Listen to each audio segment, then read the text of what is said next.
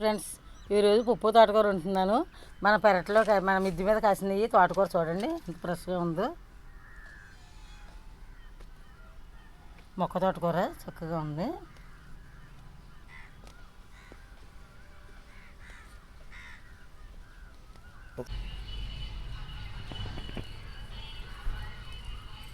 అయింది ఈ తోటకూర వేసి చక్కగా అయింది. తోటకూర ఎప్పుడు పెడతాను ఎక్కువ అంటే పప్పులో వేసి వండితే బాగుంటుంది. అస్తమానం ఎప్పుడే అవుతుందని పప్పులో వేసి వండుతాను. ఈరోజు తోటకూర ఎంత ఉందో చూడండి, లేతగా ఉంది. పప్పు తోటకూర వండుతాను. అలాగే పచ్చిమిర్చి దోసకాయలు ఉన్నాయని కోసుకొచ్చాను. ఇవన్నీ మన మిద్ది మీద కాయలు. తోటకూర పప్పు వండుతున్నాను. తోటకూర కోసాను కదా, కట్ చేసి పప్పులో వేస్తాను. ఇవి గోరువెచ్చని నీళ్ళు లైట్గా, ఏదైనా పురుగు సీమ ఏమైనా ఉన్నా పోతుంది.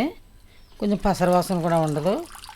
వేసాకాలం కదా, వర్షాకాలం అయితే తాజాగా బాగుంటుంది. ఇంక పప్పు నానబెట్టాను, అరగంట అవుతుంది. బాగా నానింది. నానిన తర్వాత ఇది తోటకూర వేడి నీళ్ళలో వేసాను, గోరువెచ్చని వేడి నీళ్ళలో. చిన్న ఉల్లిపాయ, 2-3 పచ్చిమిర్చి, చింతపండు పెట్టుకోవాలి. కొంచెం లాస్ట్ని పిసికి రసం పోసుకోవాలి. 3 విజిల్ వేసిన తర్వాత తీర్చుకోవాలి. అప్పుడు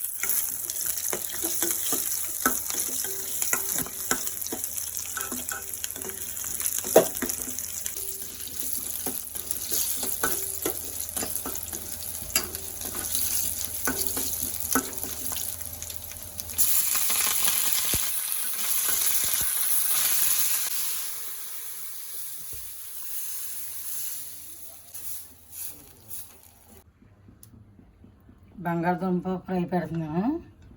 వేరుశనగ పోస్తున్నాను. ఎక్కువ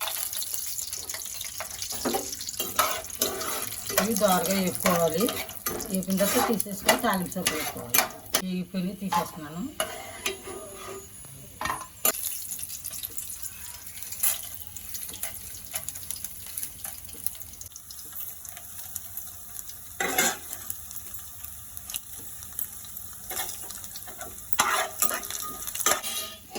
కరివేపాకు కూడా వేసేసుకోవాలి. ఇప్పుడు బంగాళదుంప వేసేస్తాను. నీటిలో వేసి చేస్తాను. ఎరుపు వచ్చేస్తాయి, నీటిలోకి చూసుకోవాలి బంగాళదుంప.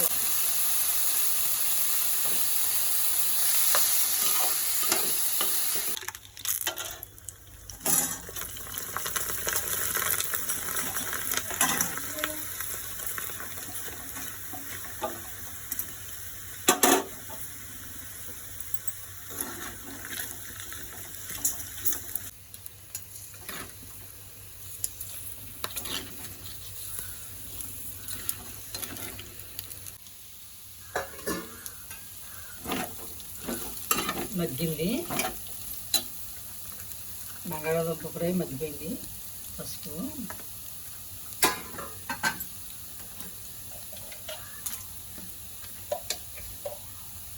సాల్ట్, అసలు వేరే సాల్ట్ ఇది ఇది